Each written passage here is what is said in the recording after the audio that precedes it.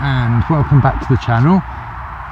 Today you find me out on the Knepp estate, just reliving or living a childhood dream. So as you can probably hear in the background, I'm hoping the microphone I've got is cancelling out some of that noise. But we're right next to the dual carriageway, the A24, that goes between Worthing, Horsham and eventually London. And at the side of this road there is a castle, and all of my life, whilst being driven by my parents or driving myself to work, I've driven past this castle and thought, why is there a castle there?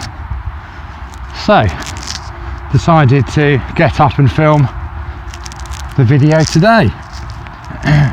So there's a little bit of I don't know whether it's misinformation, but it's been described that this castle was a hunting lodge, which it probably was later on in its life, but it was a bona fide castle. This area of land was owned by William de Braose. He also owned Knepp Castle, which I've been to, and it's quite a famous castle within the area. So William de Braose fell out with King James. I believe it was over religion. William de Braose, I believe, is a Catholic, and maybe King James was Protestant. Don't know, it's all lost in the archives of history, and whether you can count on that history I don't know, because as Napoleon quite famously said, history is a lie agreed upon, and is obviously told by the victors. So what the problem is with King James and William de Braose, I don't know, but either way, what happened was this castle was destroyed. King James sent armies down to burn it to the ground, and subsequently the castle was then robbed of its building materials by people in the local area. So a bit like Knepp Castle, again Knepp Castle missing a lot of its flint walls, and however lots of flint buildings in and around Knepp Castle. Interestingly, this one doesn't have much flint in it. It's all we'll see, it's all different types of stones, and I'm no expert on stone, so I couldn't tell you exactly what the types of stones are. But let's head on up to the castle and we'll have a look around. The river goes and feeds or comes from a larger lake near what is now the main house. Again, probably the reason that this has been classified as a hunting lodge is that there is a grander house over to the west. Knepp estate is world famous because they are rewilding the area. We have got some cattle over here, but you also see wild boar, and it's also famous for being on BBC Spring Watch because storks have been nesting in this area for the first time in 600 years. Surrounded by these lovely oak trees, and one of the reasons that I came to visit it today is that driving past in the car about a week ago, the colours of all of the trees in this area were fantastic. Here we find what remains of the moat. This is a Motte and Bailey castle, the bit in the centre being the motte, and the castle on top being the Bailey.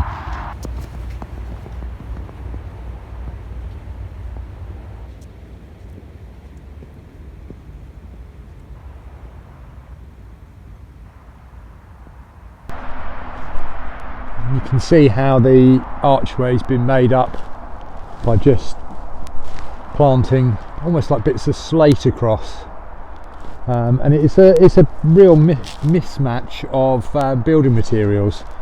So over here we've got some very thin stone here, and then more regular, almost rectangular bits of stone here, almost like bricks.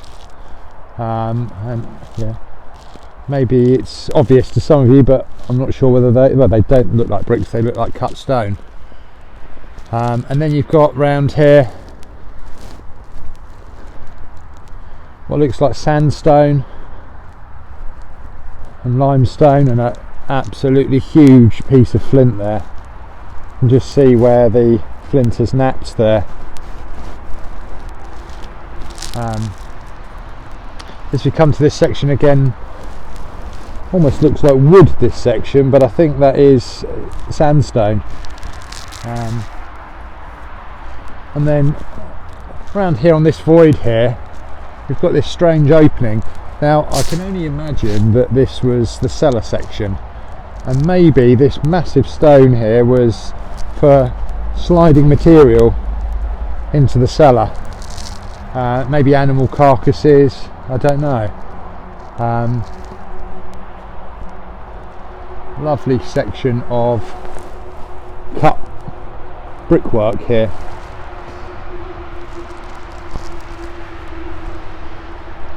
There's an interesting, just up there, just the way that the stones are slanted to one side. It is a real mismatch of building materials.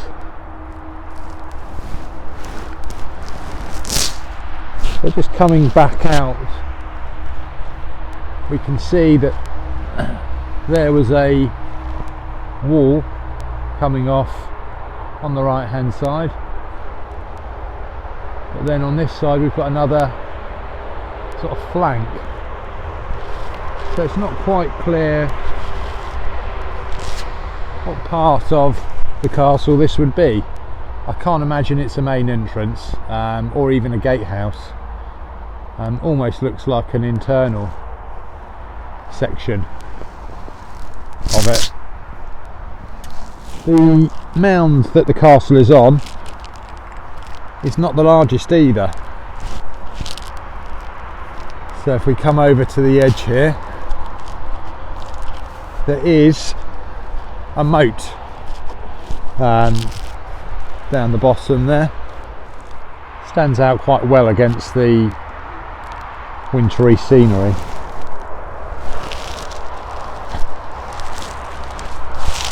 Over here some more flat levelled land, again sort of going off to the moat. So I can only imagine the castle came out in this direction a bit more, and it could have been a lot taller than this. Obviously we can't see, there's no recorded pictures of what this castle looked like.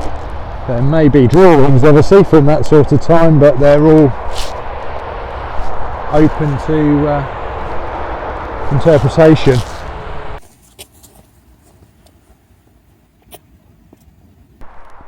Doesn't seem to be a main entrance that I can see to the castle. Certainly on this side of the mound it is a gentler slope, and that's definitely a corner to it, but the other side almost looks like an outside wall. It's possible that this castle is a repurposed existing building, and that would explain why we've got these different types of construction in it. Often in the time that this castle was built, they would have built these with a white plaster on the outside. This was basically to protect the brickwork and the mortar. I think it was a lime coating they would call it. It would need redoing from time to time, but number one, obviously it made it very bright and stand out on the landscape, and number two, it did protect all of the brickwork. So it could be the brickwork that we're seeing here you wouldn't have been able to see, and hence why we've got some sort of random bits of masonry, and then some very nicely cut bits of limestone.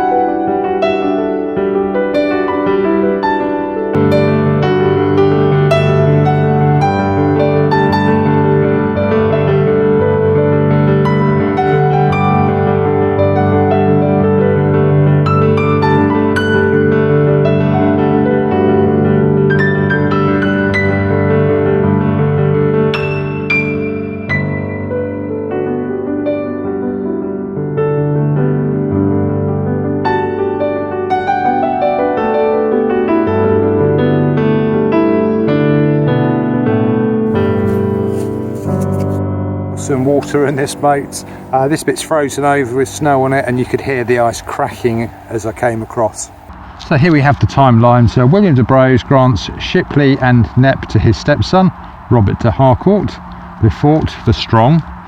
Knepp Castle is constructed in 1125 to 1138. That's quite quick for a stone castle, the stone not being local stone either. Yeah, it's constructed by Robert Lefort and his son Richard Harcourt. Richard Harcourt becomes a Templar knight and passes Knepp to his brother Philip. So Philip de Court returns to Knepp to his overlord William de Braose. So William de Braose enlarges the park of Knepp. King John visits Knepp on 4 separate occasions. King Henry III uses Knepp as his address on land charters. King Edward II visits Knepp. An inventory of the castle is made after Edward's lover, Hugh Despenser the Younger, demands possession of Knepp on the death of William de Braose. King Richard II visits Knepp. And then castle destroyed by parliamentary troops, Roundheads, to prevent its use as a military asset by the Royalist Cavaliers during the English Civil War. And then site is robbed for Harcourt to build Horsham and Stenning Road. So I hope this has been a useful video. Hope you've enjoyed it. If you could like and subscribe, you can just hit the button in the bottom right hand corner on my icon. Will help me to make more videos just like this.